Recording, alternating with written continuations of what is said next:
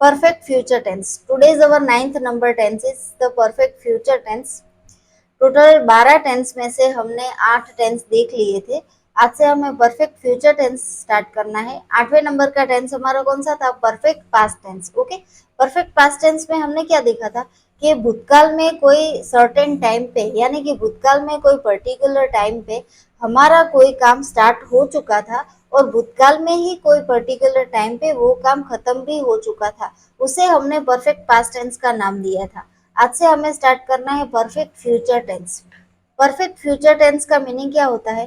पूर्ण भविष्य काल, यानी कि भविष्य में हमारा कोई काम, पर्टिकुलर काम पर्टिकुलर टाइम पे खत्म हो चुका होगा, ऐसा या तो हम अजम्पशन लगा सकते हैं या तो हम श्योरिटी देते हैं कि भविष्य में इतने टाइम तक मेरा काम ये खत्म हो ही चुका होगा, उसे हम कहते हैं परफेक्ट फ्यूचर टेंस। ओके, तो स्टार्ट करते हैं। सबसे पहले उसका डेफिनेशन क्या कहा गया है कि perfect future tense refers to action और statement which would be completed by certain time in future. क्या कहा गया है कि completed by certain time in future, भविष्य में कोई चौक्कस टाइम पे, completed by certain time in future, भविष्य में कोई पर्टिकुलर टाइम पे वो काम खत्म हो चुका होगा। Perfect future tense refers to action और statement which would be completed by certain time in future, भविष्य में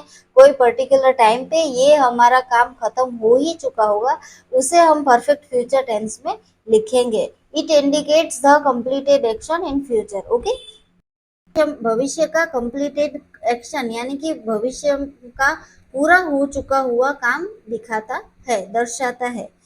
जैसे हर टेंस में हम स्टार्ट करते हैं uses of tense, keywords connected with tense and structure of sentence, उसी तरह से इसमें भी हमें ये तीन चीजें ध्यान में रखनी है और लाइन बाय लाइन देखनी है। सबसे पहले हम देखते हैं यूजेस ऑफ टेंस।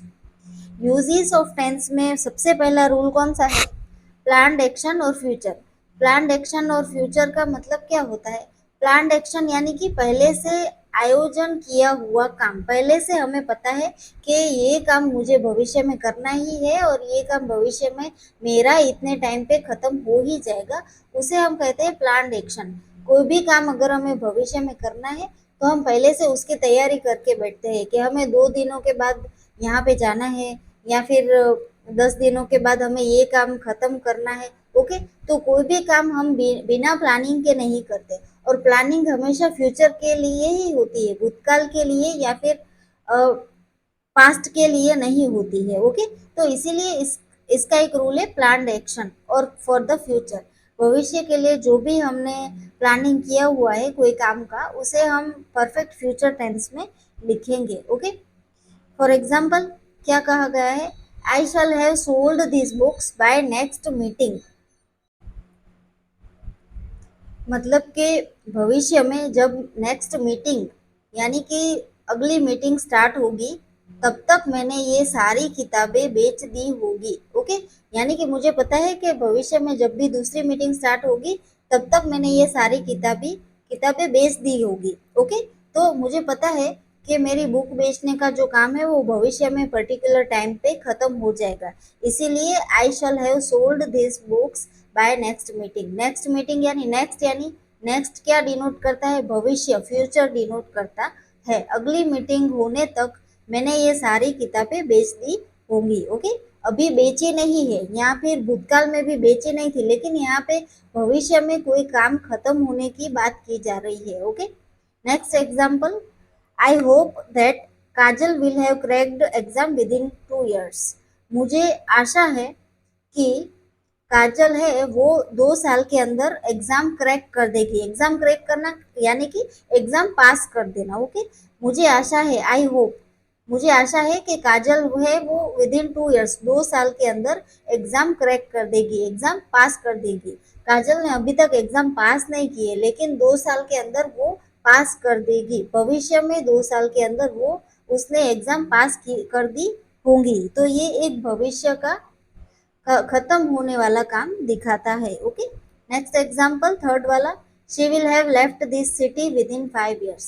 उसने 5 सालों के अंदर ये शहर छोड़ दिया होगा। अभी तक उसने शहर छोड़ा नहीं है, लेकिन 5 साल के अंदर वो जरूर छोड़ देगी।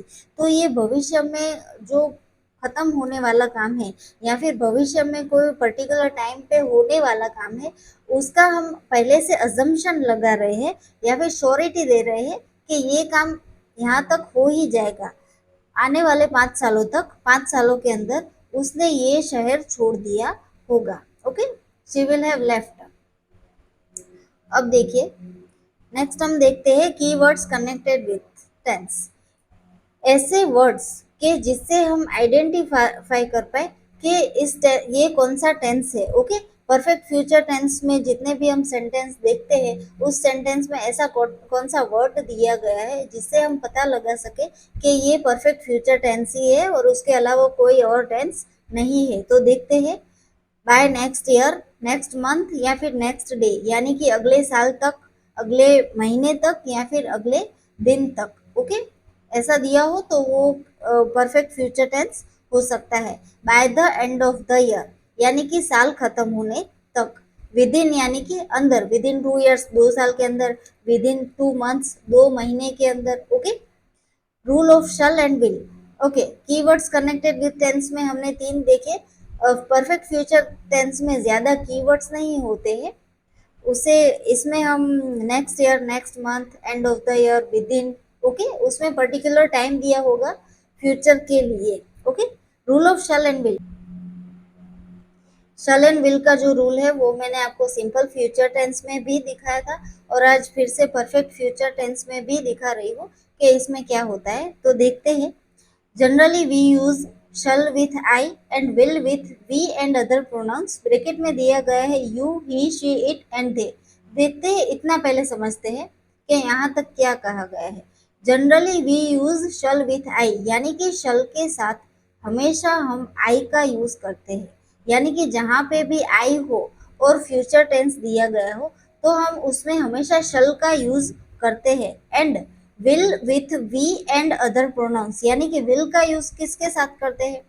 वी के साथ। एंड अदर प्रोनाउंस, यानी कि you, he, she, it and they, यानी कि we, you, he, she, it and they, उन सब के साथ हम विल का यूज करते हैं फ्यूचर टेंस के लिए, और आई के साथ शल का यूज करते हैं। ओके, आई के साथ हमेशा शल आएगा, और दूसरे प्रोनाउंस के साथ हम हमेशा वी, विल का ही यूज करेंगे। ओके, आगे क्या कहा गया है? But when we indicate the certainty of work.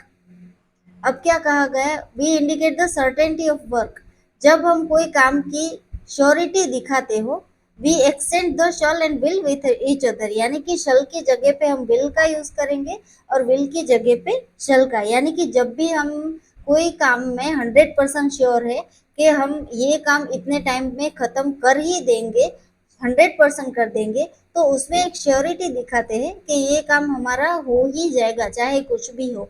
तो उस केस में हम शल की जगह पे विल, और विल की जगह पे शल का यूज करेंगे। यानी कि जहां जहां हम आई के साथ शल यूज करते थे ना, वहां पे हम आई के साथ विल यूज करेंगे, और we, he, she, it, they and you के साथ क्या यूज करेंगे?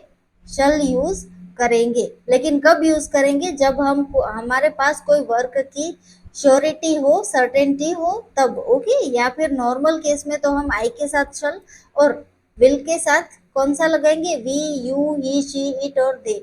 अब देखिए, एक चीज ध्यान में रखिए, ये आपका शल एंड विल का जो रूल है वो एक फॉर्मल रूल है, ग्रामेटिकल रूल है, लेकिन अब ये रूल की कोई ज़रूरत नहीं है।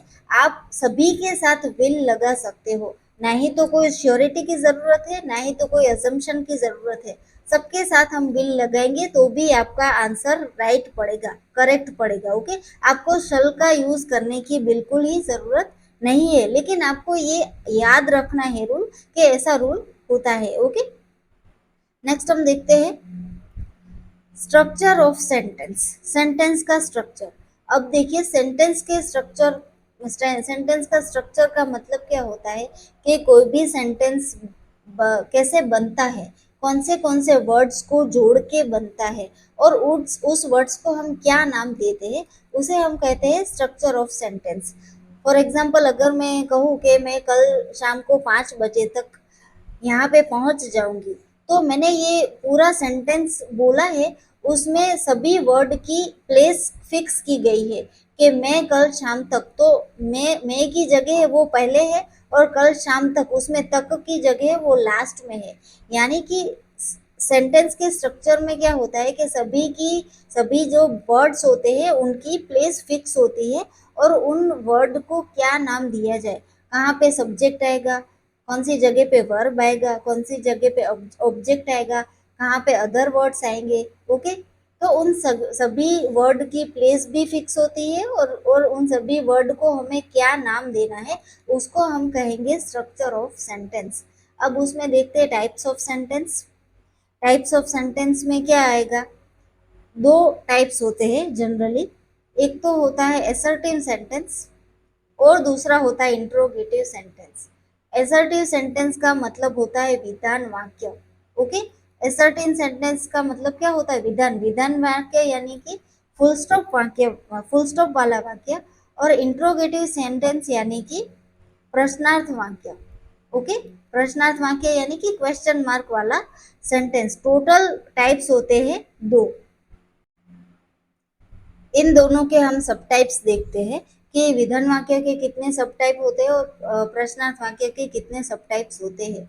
अब देखिए, विधान वाक्य यानी कि एसर्टिव सेंटेंस। एसर्टिव सेंटेंस के टोटल दो सब टाइप्स होते हैं, एक तो एफर्मेटिव सेंटेंस और दूसरा होता है नेगेटिव यानी कि हकार वाक्य, इसको हम कहेंगे हकार वाक्य। और दूसरा होता है नकार वाक्य। ओके, विधान वाक्य में दो तरह के सेंटेंस हो गए, एक तो हकार वाक्य और नकार वाक्य। और दोनों ही इंट्रोगेटिव में भी दो सब टाइप्स हो गए, एक तो एफर्मेटिव और दूसरा नेगेटिव यानी कि एक हकार वाक्य और दूसरा नकार वाक्य। अब चलिए हम इसके एग्जाम्पल देखते हैं। सबसे पहला एसर्टिव यानी कि विधान वाक्य में हम हकार वाक्य देखते हैं। कौन सा टेंस है, परफेक्ट फ्यूचर टेंस, तो हम उसी का ही एग्जाम्पल देखेंगे। परफेक्ट फ्यूचर टेंस में हकार वाक्य, I shall have read this book by next day. Okay, दूसरे दिन तक यानी कि नेक्स्ट डे, अगले दिन तक मैं ये किताब पढ़ चुका होऊंगा या फिर मैं ये किताब पढ़ चुकी होंगी। देखिए, मैं किसकी बात कर रही हूँ, मेरी, आई। मैं अगले दिन तक ये किताब पढ़ चुकी होंगी। आई शैल हैव रेड। अब देखिए, R E A D, read यानी पढ़ना। ओके, तो ये मेन फॉर्म हो गया, इसका पास्ट टेंस भी रेड होगा और पास्ट पार्टिसिपल भी रेड ही होगा। लेकिन हमें प्रोनाउंसिएशन अलग अलग करना है। अगर मेन फॉर्म है तो रीड पढ़ना है और अगर पास्ट टेंस और पास्ट पार्टिसिपल है तो रेड पढ़ना है। ओके, परफेक्ट फ्यूचर टेंस में जो वर्ब होता है उसका हमेशा पास्ट पार्टिसिपल ही आएगा यानी कि वर्ब का थर्ड फॉर्म ही आएगा। वो हम आगे स्ट्रक्चर जब देखेंगे उसमें मैं आपको दिखाऊंगी कि कहाँ पे पास्ट टेंस आएगा और कहाँ पे पास्ट पार्टिसिपल। ओके, फिलहाल आपको इसका मीनिंग देखना है कि मैंने अगले दिन तक ये किताब पढ़ ली होगी। ओके, यानी कि मैं श्योर हूँ कि भविष्य में मैंने ये काम कर लिया होगा। अब देखिए, इसी सेंटेंस का हम नेगेटिव सेंटेंस देखते हैं। I shall not have read this book by next day. अगले दिन तक मैं ये किताब नहीं पढ़ चुका होऊंगा या फिर नहीं पढ़ चुकी होगी। तो यहाँ पे हमने क्या लगाया है, सिर्फ नॉट लगाया है। किसके पहले, हैव के पहले। हैव के पहले अगर हम नॉट लगाएंगे तो ये नेगेटिव सेंटेंस हो जाएगा। दोनों ही सेंटेंस फुल स्टॉप वाले हैं यानी कि असर्टिव सेंटेंस है, विधान वाक्य है। ओके, अब हम देखते हैं इंट्रोगेटिव सेंटेंस। इंट्रोगेटिव यानी प्रश्नार्थ वाक्य। प्रश्नार्थ वाक्य में भी पहला है हकार वाक्य, एफर्मेटिव सेंटेंस। ये जो हमने एफर्मेटिव सेंटेंस जो देखा है कि अगले दिन तक मैं किताब पढ़ चुका होऊंगा, I shall have read this book. Okay, तो इसी का हम इंट्रोगेटिव करते हैं, क्या मैं अगले दिन तक किताब पढ़ चुका होऊंगा। तो इसका ट्रांसलेशन क्या करेंगे, shall I have read this book by next day, क्या अगले दिन तक मैं किताब पढ़ चुका होगा। तो हमने क्या किया, आई और शल की प्लेस को एक्सचेंज कर दिया, आई शल की जगह पे शल आई कर दिया। इससे क्या होगा, सेंटेंस इंट्रोगेटिव हो जाएगा। अब देखते हैं नेक्स्ट नेगेटिव सेंटेंस। किसमें नेगेटिव, इंट्रोगेटिव में। ये जो सेंटेंस है हमारा, I shall not have read this book by next day, अगले दिन तक मैं ये किताब नहीं पढ़ चुका होगा, उसका हम इंट्रोगेटिव करते हैं। इंट्रोगेटिव क्या होगा, क्या मैं अगले दिन तक ये किताब नहीं पढ़ चुका होऊंगा, तो उसका ट्रांसलेशन क्या होगा, shall I not have read this book by next day. Okay, तो हमने क्या किया, शल और आई की प्लेस को एक्सचेंज कर दिया, बाकी पूरा सेंटेंस सेम है। तो ये मैंने आपको क्यों दिखाया है स्ट्रक्चर ऑफ सेंटेंस में, कि किसी भी टेंस में हम एक सब्जेक्ट को लेके टोटल 4 सेंटेंस बना सकते हैं, और ये जो चारों 4 सेंटेंस है ना, वो हमारे एक्टिव एक्टिव वॉइस है। ओके, आपको ये तो पता ही है कि कोई भी सेंटेंस को हम एक्टिव वॉइस में भी लिख सकते हैं और पैसिव वॉइस में भी लिख सकते हैं। तो ये हमारा एक्टिव वॉइस है। एक्टिव वॉइस के 4 सेंटेंस हमने लिखे हैं, 4 टाइप, अलग अलग टाइप से लिख दिए हैं। ये हमारा कौन सा टेंस है, perfect future tense. Perfect future tense में हमने टोटल कितने टाइप देखे, 4 टाइप देखे। 4 टाइप में एक ही सेंटेंस को हमने 4 अलग अलग तरीके से लिखा। ओके, और कौन से वॉइस में, एक्टिव वॉइस में। इसी 4 सेंटेंस को हम पैसिव वॉइस में भी लिख सकते हैं। तो टोटल एक सेंटेंस को हम एक टेंस में 8 तरीके से लिख सकते हैं, 4 एक्टिव और 4 पैसिव। ओके, आगे देखते हैं, एक्टिव वॉइस और पैसिव वॉइस का स्ट्रक्चर देखते हैं कि स्ट्रक्चर के हिसाब से पहले कौन सा वर्ड आएगा, वर्ब कब आएगा, फिर ऑब्जेक्ट कब आएगा, सब्जेक्ट कब आएगा। ओके, सबसे पहले रूल के हिसाब से एक्टिव वॉइस देखते हैं। एक्टिव वॉइस में पहले दिया गया है सब्जेक्ट, उसके बाद आएगा विल या फिर शल। ओके, अगर आप शल नहीं लगाओगे तो भी चलेगा, लेकिन रूल के हिसाब से आपको नॉलेज होना जरूरी है कि विल या फिर शल हम कब लगाएंगे। ओके, सब्जेक्ट के बाद आएगा विल या फिर शल, उसके बाद आएगा हैव। हैव क्यों आएगा, क्योंकि ये परफेक्ट फ्यूचर टेंस है। भविष्य में कोई पर्टिकुलर टाइम पे मेरा ये काम खत्म हो चुका होगा, तो ये परफेक्ट दिखाने के लिए हमें हैव लगाना है। ओके, उसके बाद आएगा past participle of verb, verb का भूतक्रुदंत, पास्ट पार्टिसिपल यानी भूतक्रुदंत। देन आएगा ऑब्जेक्ट और देन आएगा अदर वर्ड। अब ये जो एक्टिव वॉइस का स्ट्रक्चर है उसे हम यहाँ पे कंपेयर करते हैं ये सेंटेंस से। सबसे पहले आएगा सब्जेक्ट, सब्जेक्ट यानी कर्ता, जो पर्सन काम करता है उसे हम सब्जेक्ट कहेंगे। मैं, तुम, वो लोग, नेहा, रीमा, सीमा, रेशमा, मोहन, रोहन, राहुल, कोई भी पर्सन का नाम हो उसे हम सब्जेक्ट कहेंगे। जो काम जो पर्सन कर रहा है उस पर्सन को हम सब्जेक्ट कहेंगे। ओके, तो यहाँ पे बुक रीड करने का काम कौन करेगा, मैं करूंगी, आई। तो आई सब्जेक्ट हो गए। उसके बाद हमने विल लगाया या फिर शल, आई के साथ शल आएगा इसीलिए हमने शल लगाया। उसके बाद आएगा हैव, तो हमने लगाया हैव। Okay, have. उसके बाद आएगा past participle of verb, red, read यानी पढ़ना, उसका पास्ट टेंस और पास्ट पार्टिसिपल दोनों ही सेम आएगा यानी रेड।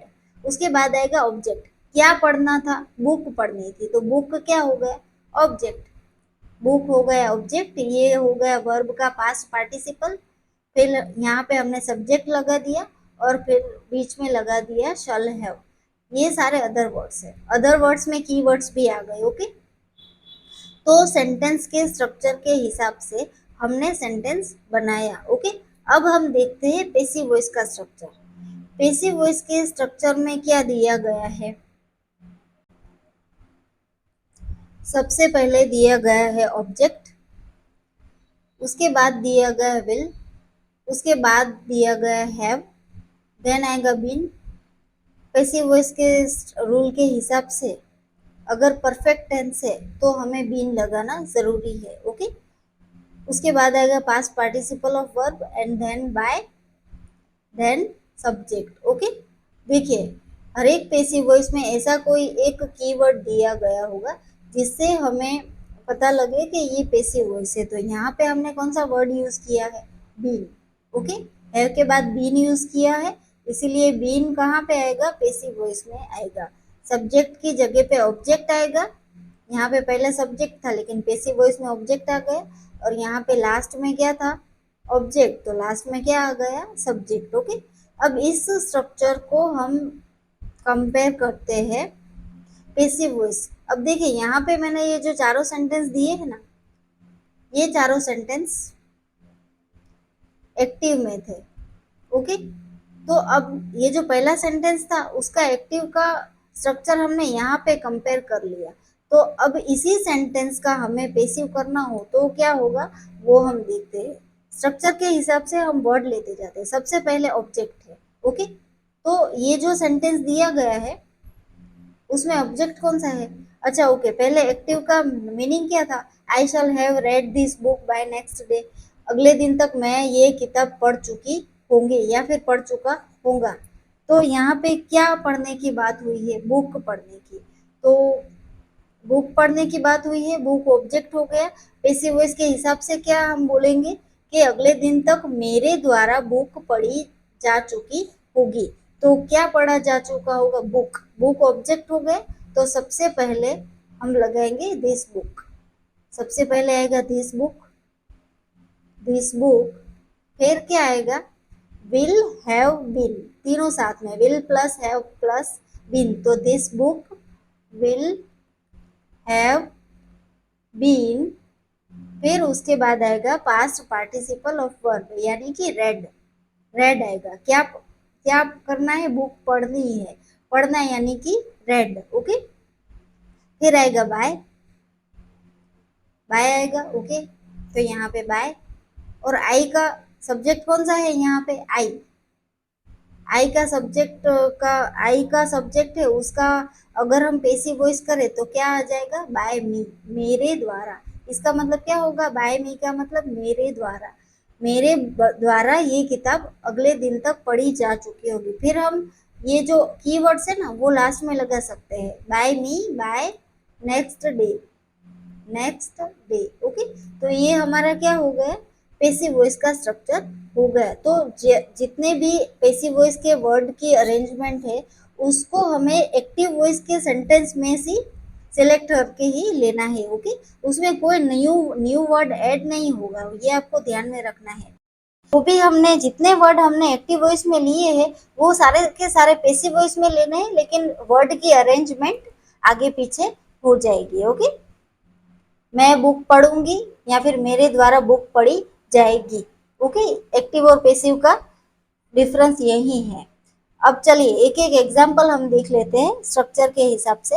एक्टिव वॉइस में क्या है कि एक्टिव वॉइस में दिया गया है ये एक्टिव वॉइस, उसका example she will have eaten banana. Okay, सबसे पहले सब्जेक्ट आ गया।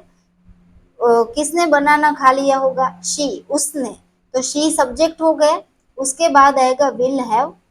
विल हैव, शी के साथ विल आएगा, शल नहीं आएगा, इसीलिए विल हैव। उसके बाद आएगा past participle of the verb यानी कि इट का पास्ट पार्टिसिपल क्या आएगा? इटन आएगा। ई ए टी, इट यानी खाना, उसका past tense A T E ate और पास्ट पार्टिसिपल होगा E A T E N. Okay, तो हमें यहाँ पे पास्ट पार्टिसिपल लेना है eaten, she will have eaten. उसके बाद आएगा ऑब्जेक्ट। क्या खा लिया होगा? बनाना यानी कि केला। तो ये हो गया ऑब्जेक्ट। अदर वर्ड्स हो तो ठीक है, नहीं हो तो भी चलेगा। ओके,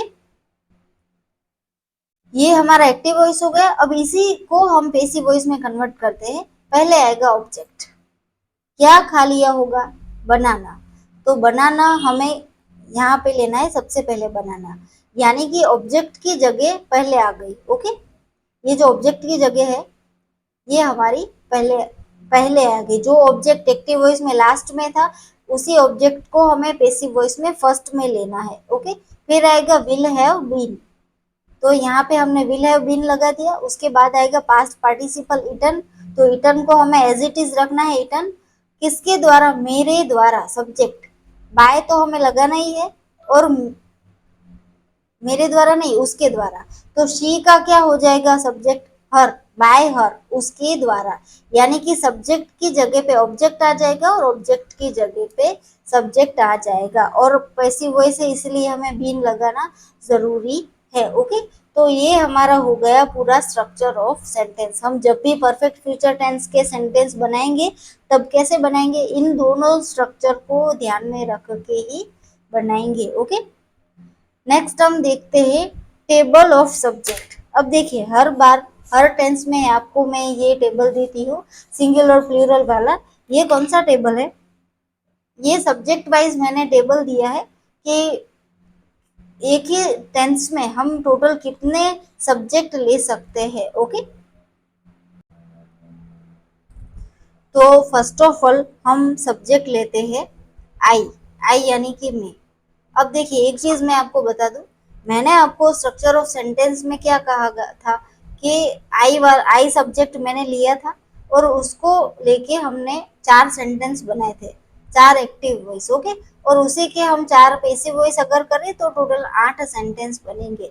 अब देखिए इसका मीनिंग क्या था कि मैं अगले दिन तक किताब पढ़ चुकी होंगी। मैंने यहाँ पे मेरी बात की कि मैं किताब पढ़ चुकी होंगी, तो यहाँ पे सब्जेक्ट मैंने आई लिया। लेकिन ऐसा जरूरी थोड़ी है कि मैं अकेले ही किताब पढ़ूंगी।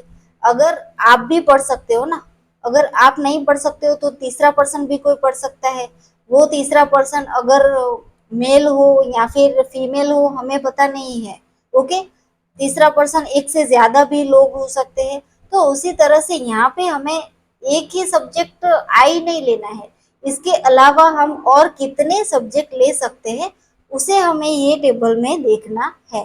तो सबसे पहले हम आई ले लेते हैं, उसके बाद टर्न बाय टर्न एक एक सब्जेक्ट लेके उसके एग्जाम्पल देखते हैं। सबसे पहले हम लेते हैं आई सब्जेक्ट। आई यानी मैं। I will have studied all syllabus before exam, यानी कि एग्जाम से पहले मैंने सारा सिलेबस पढ़ चुकी होंगी। ओके, एग्जाम से पहले मैं सारा सिलेबस पढ़ चुकी होगी, यानी कि एग्जाम अभी तक स्टार्ट नहीं हुई है, फ्यूचर में स्टार्ट होगी। तो जब भी फ्यूचर में एग्जाम स्टार्ट होगी उससे पहले मैंने मेरा सिलेबस कंप्लीट कर लिया होगा। ये मैं आपको श्योरिटी दे रही हूँ, या फिर मैं एक अजम्पशन लगा रही हूँ कि पूरी एग्जाम स्टार्ट होने तक मैंने मेरा सिलेबस खत्म कर लिया होगा। अभी तक हुआ नहीं है। ओके, अब देखिए सिंगुलर यानी एक वचन और प्लूरल यानी बहुवचन। आई यानी मैं, और मैं एक से ज्यादा नहीं हूं, मैं सिर्फ एक ही हूं, इसीलिए हम इसको सिंगुलर में लेंगे।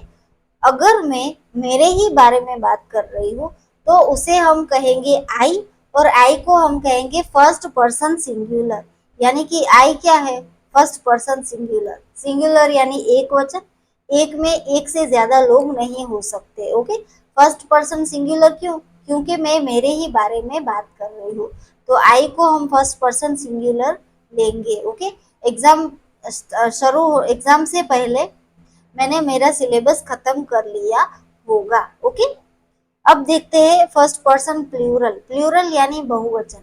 बहुवचन यानी कि एक से ज्यादा लोग। उसमें क्या आएगा? वी यानी हम लोग। अगर मैं हम लोगों के बारे में बात कर रही हूँ और हम लोग एक से ज्यादा है तो हम उसे क्या कहेंगे? वी कहेंगे। We will have studied all syllabus before exam.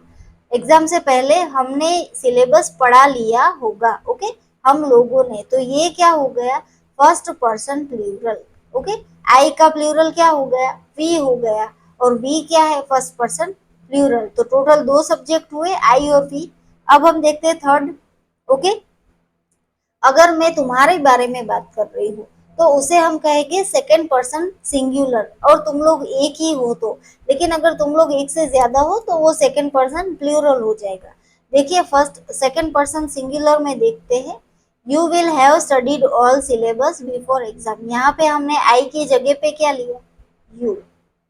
You will have studied all syllabus before exam. तुमने एग्जाम से पहले से पूरा पूरा सिलेबस खत्म कर चुके होंगे। मैं किसके बारे में बात कर रही हूँ? तुम्हारे बारे में। और तुम कितने लोग हो? एक ही हो, यानी कि सिंगुलर हो। तो हम इसे क्या कहेंगे? Second person singular. ओके, अब अगर मैं तुम्हारे बारे में बात कर रही हूँ और तुम लोग एक से ज्यादा हो तो उसे हम क्या कहेंगे? Second person plural, you. अब देखिए जैसे आई का प्लूरल वी होता है ना, उसी तरह से यू का कोई अलग से प्लूरल नहीं होता है। यू का प्लूरल यू ही होता है। ओके, सिर्फ मीनिंग चेंज होता है, बाकी यू का जो प्लूरल होता है उसका कोई अलग से वर्ड नहीं है। ओके, यू का प्लूरल यू ही रहेगा। You will have studied all syllabus before exam. इसके मीनिंग में माइनर चेंजेस है। क्या चेंज है?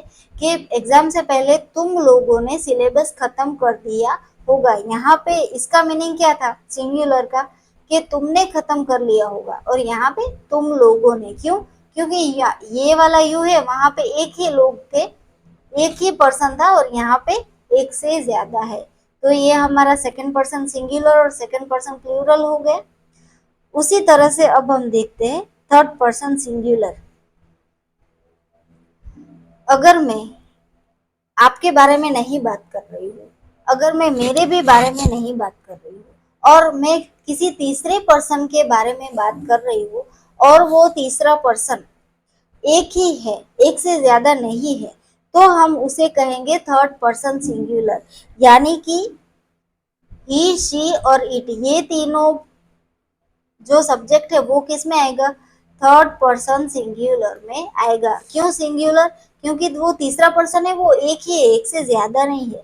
अगर मेल हो तो ही आएगा, फीमेल हो तो शी आएगा, और किसी पर्सन के जगह पे कोई और हो तो वहां पे हम इट का यूज कर सकते हैं। ओके, तो अगर लड़का हो तो ही, लड़की हो तो शी।